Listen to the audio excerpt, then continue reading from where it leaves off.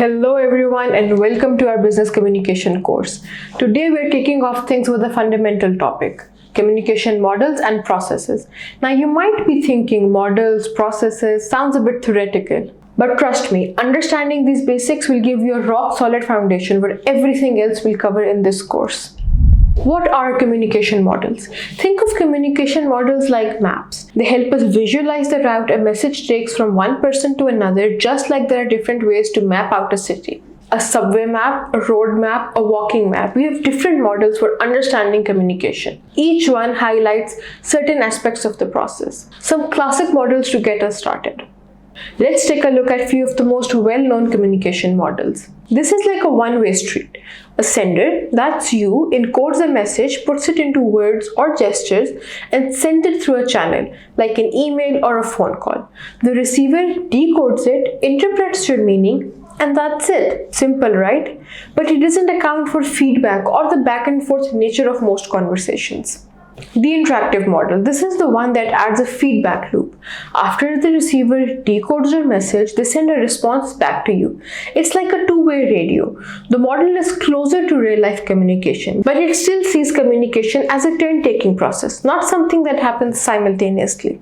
The transactional model. This is where things get interesting. Here, communication isn't just about sending and receiving messages. It's about creating shared meaning. We both send and receive at the same time. And our messages are influenced by our backgrounds, experience, and the context of the conversation. This model is the most complex, but it's also the most accurate representation of how we communicate in the real world. The communication process, breaking it down.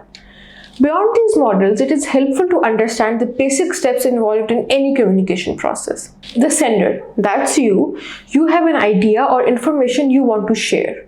Encoding, you put your thoughts into a form that can be transmitted, whether it's words, facial expressions, or even emojis. The channel, this is how your message gets across. For example, a conversation, an email, a presentation, or even a memo.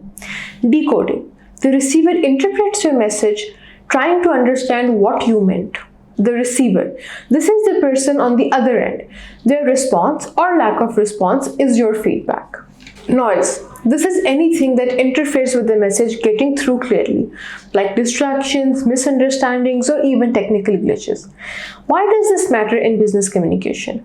Understanding communication models and processes isn't just academic, it's practical. It can help you craft clearer messages. Knowing how your message will be received can help you tailor it for maximum impact. Anticipate misunderstandings. By being aware of potential noise, you can take steps to minimize it.